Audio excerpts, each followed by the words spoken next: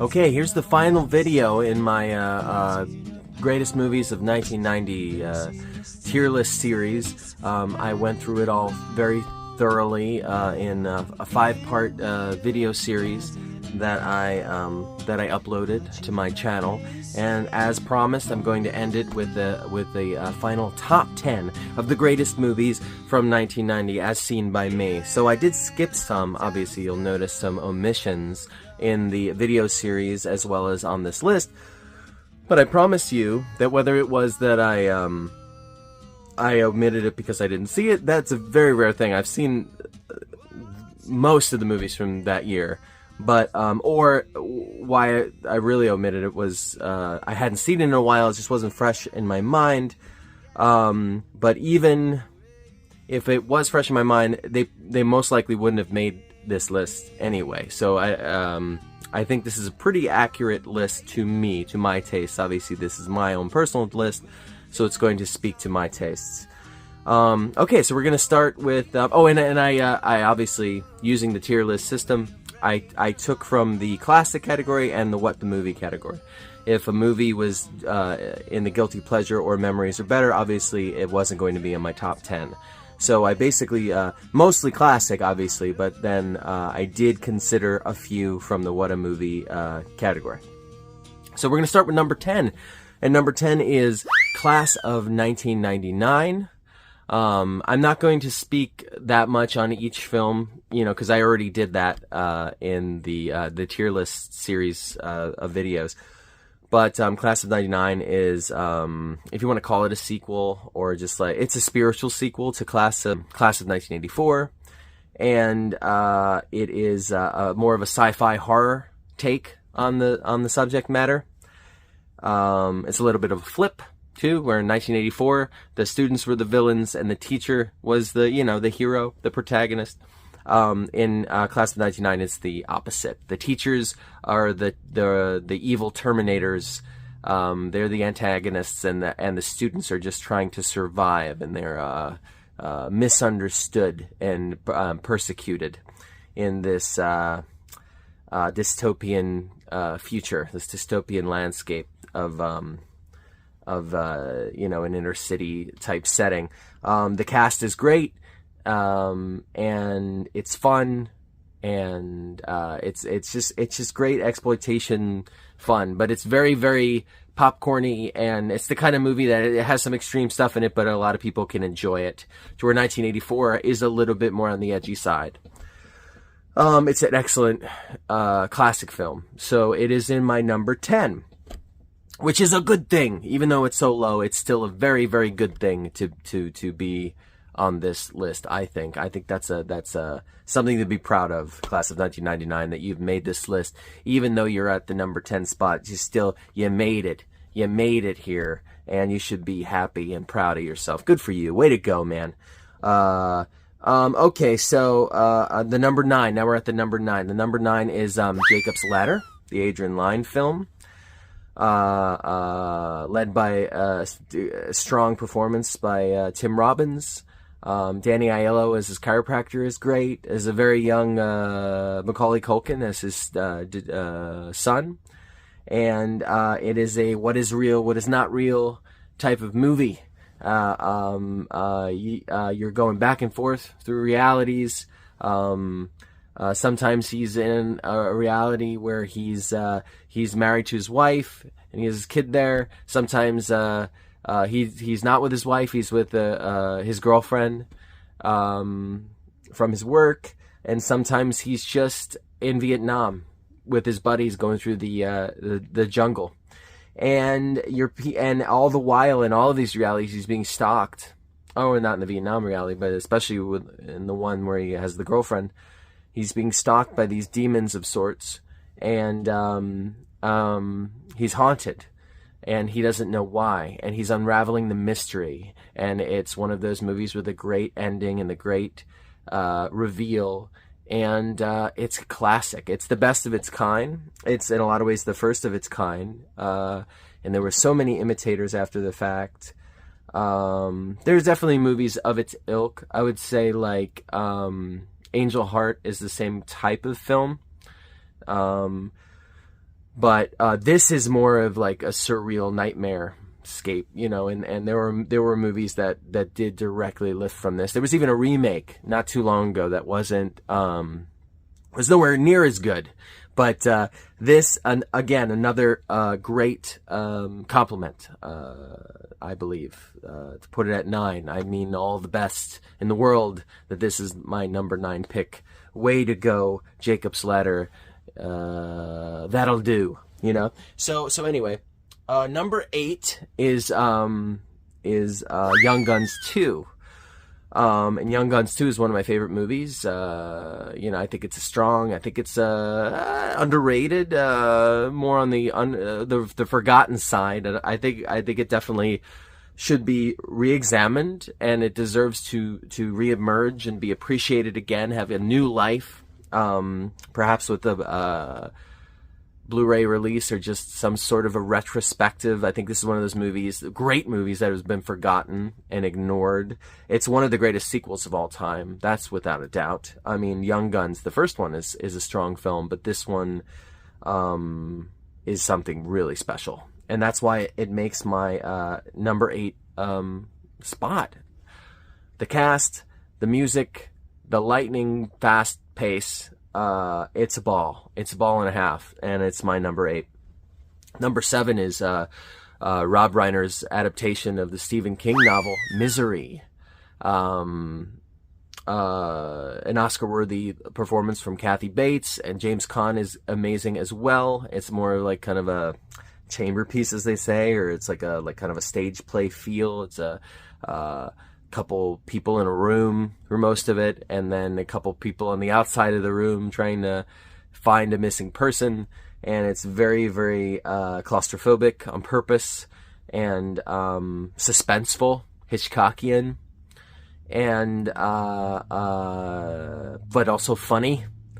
And it has that Rob Reiner humor in it too. It's I mean, Rob Reiner's just a great director. My favorite Rob Reiner film is The Princess Bride, obviously, but this is up there. It's his top 3, Reiner, and he's I believe an underrated director. He's I think one of the greatest directors. I think one of the reasons why he's overlooked is because he has such a variety of genres that he plays in. But if you watch all of his movies, you see that there's a piece of him in everything he does, and he handles everything well. The suspense, the action, the adventure, the drama, the comedy.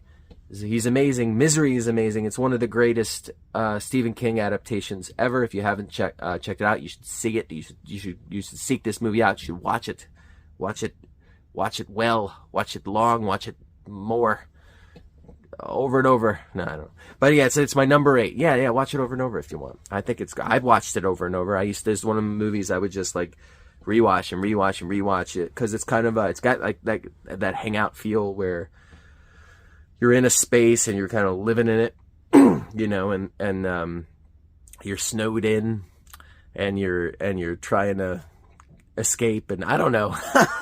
It seems like it might not be the type of movie you would want to relive, but I always found it fun. A good movie to sit in and you can watch it multiple times, and each time I would watch it, it would be just as good. Okay, so my number that's my number 7. So my number 6 is Sam Raimi's Darkman, his first superhero movie of sorts. Even though it is mostly a revenge tale. It's like an avenging angel, more of it like a personal revenge picture in a comic book wrapper, because it is an origin story of a superhero, a comic book character that without a comic book that Sam Raimi created out of a response to him not being able to do his comic strip film or his Radiolo, the Shadow movie. You want to do The Shadow, an adaptation of the old radio show from back in the day, which was eventually done by Russell Mulcahy, which I mentioned, starring Alec Baldwin. But this is a Liam Neeson-fronted movie, and he's great in it. Frances McDormand is good. The villains, the goons, all of them are great. Some of them Raimi regulars, some of them not, but the band of goons that he assembled are top notch. And Larry Drake as the main villain, Durant, is amazing in this movie. It's this, and it's Dr. Giggles. Obviously, this is the thing, but he's just great playing bad guys. And this movie's fun, and it's full of all that Sam Raimi trickery and the camera work and the over-the-top looniness of it all. And you should really check it out if you haven't seen this. It has a great Danny Elfman score that, yes, is reminiscent of his Nightbreed work, and everything is reminiscent of his Batman stuff, but it's great. And I love every score, even though they do sound very similar. This movie is top-notch, and it wholeheartedly deserves this number 6 spot. All right, so my number 5, onto my number 5.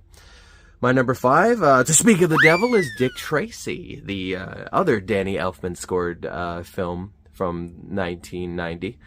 And the Warren Beatty film. He directed it. He stars in it.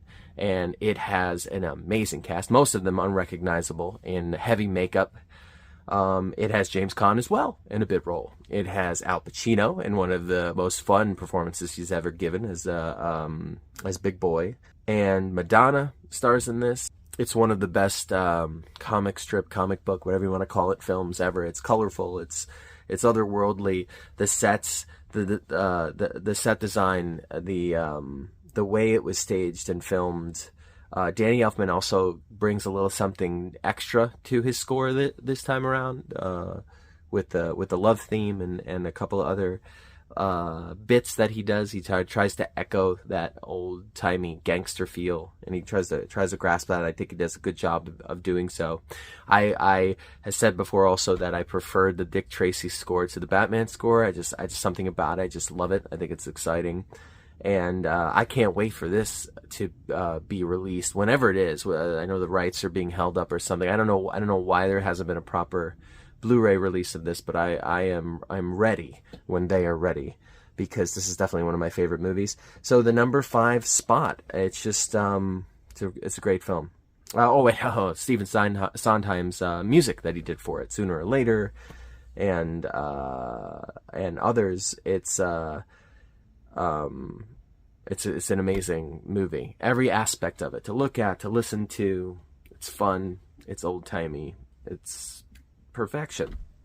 So, that brings us to my number 4 pick, which is Paul Verhoeven's Total Recall, which for the longest time I think was going to be directed by David Cronenberg, but Verhoeven wound up with it, and it is through and through a Verhoeven film.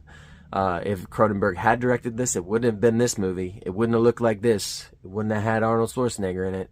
And this movie is wild, and it's very extreme in every respect. And it's one of the best Verhoeven films, like Verhoeven's early 90s action films. I guess you could say late 80s into early 90s, because RoboCop's in there too. They were all kind of in the sci-fi realm, but then you throw Basic Instinct in there too, not sci-fi, thriller, but they're all extreme. He was just kind of bringing his European sensibilities to our country and our cinema, and nobody did it like him. And this is one of the best that he did. And it's a blast. It has Sharon Stone in it as well as Michael Ironside in one of his best villain roles, and Ronnie Cox is a villain in this too, who is also the villain in RoboCop. So there are a few Verhoeven regulars in this movie. This movie is a fucking blast. It's talking about lightning pace. This one flies by too. This is also a movie you could watch over and over again and have a ball with each and every time. This is the number 4 pick for sure. 1990 was such a great year for movies. Number 3, my number 3 pick is the Tom Savini remake of Night of the Living Dead.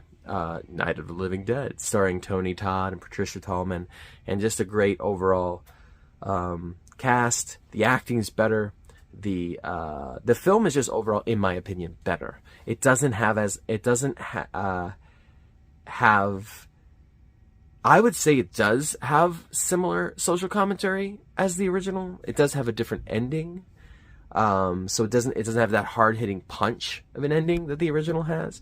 But yeah, everything is just better. I don't know. Like, I know the effects were supposed to be more extreme, and they trimmed a lot of them out, so we didn't really get to see the film in all of its gory glory that Tom Savini wanted it to be.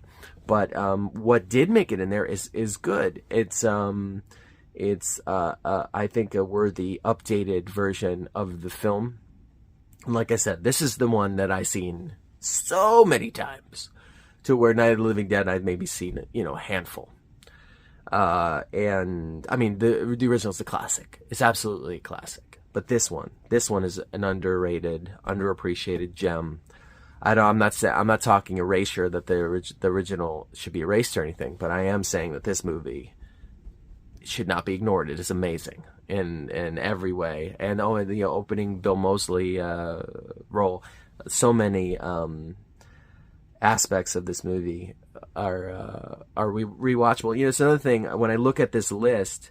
Another reason why this is my top 10 is these are movies that I've seen dozens and dozens and dozens of times.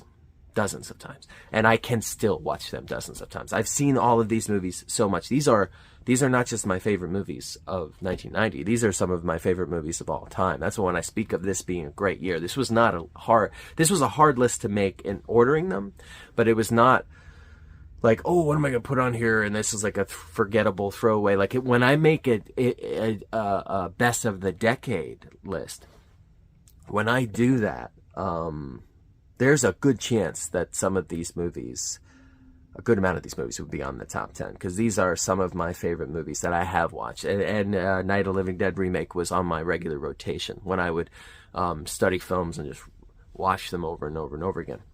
So yes, my number 3, without a doubt, another movie that I would watch over and over again. Right before I'd make it, I'd make sure to be boiling a pot of pasta in the background, and then eating the pasta with the sauce and the bread and the full deal while I watch the film is Martin Scorsese's Goodfellas.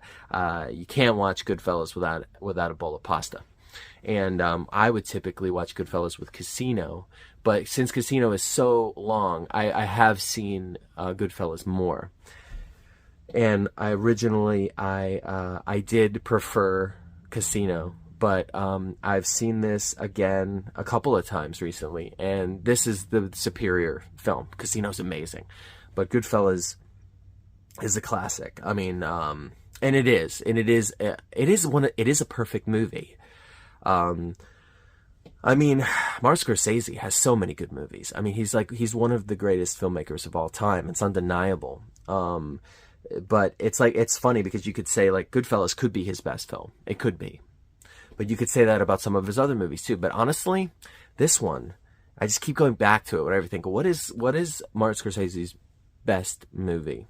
And yeah, I mean, this is like, it's in the top 3. I think anyone would be insane if they didn't at least put it in the top 3.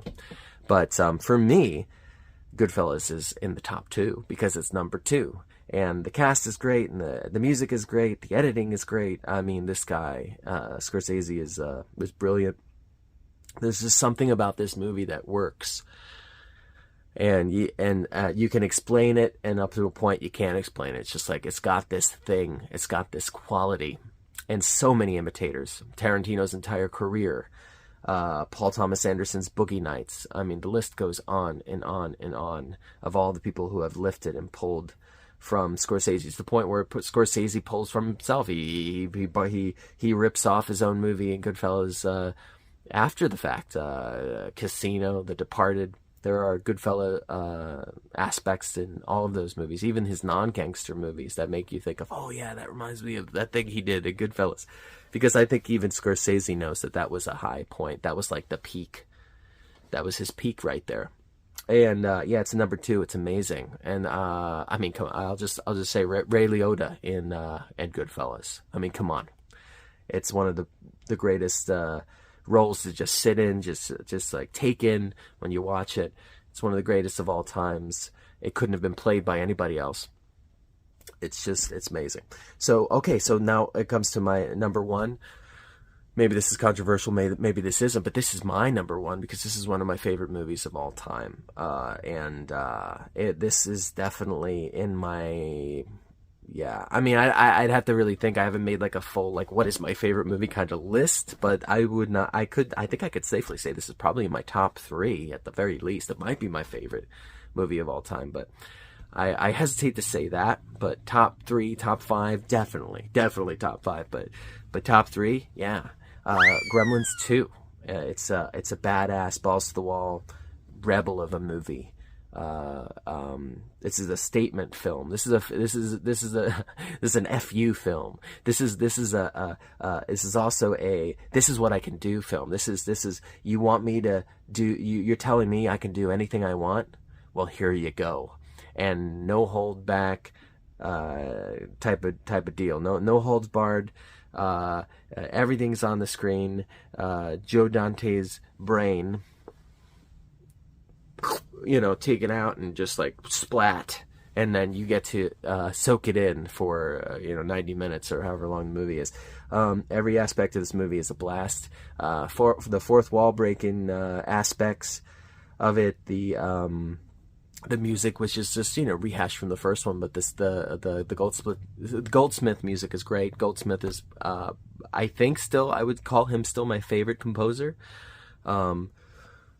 This is one of the best that he ever did. I think my favorite score of his is for The Mummy, but yeah, Gremlins 2, the new batch, full of imagination, with creature design. Christopher Lee is in it. Friggin' Hulk Hogan is in it, depending on what version you're watching.